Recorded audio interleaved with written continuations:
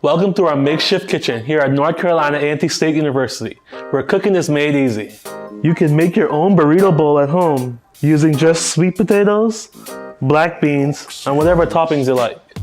To make 3 cups of cooked rice, use 1.5 cups of rice. Add 2¼ cups of water. You rinse the rice before using it.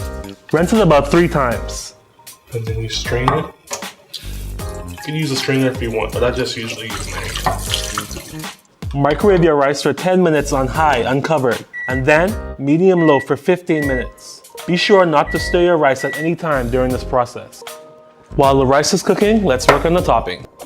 Chop up your sweet potato into bite-sized pieces and then place them in the microwave for 5 to 7 minutes. There you go. You can make as much as you want, and you could use as much proportions as you want. And it's so good, guys. I'm making for 2 people. So I'm gonna use half a can of black beans, just a little bit of sweet potatoes, some sour cream, my favorite, tomatoes, and some chili corn salsa. Doesn't look good. My roommate's not here yet, so I'm gonna leave his in the microwave. Here we go. It's really good.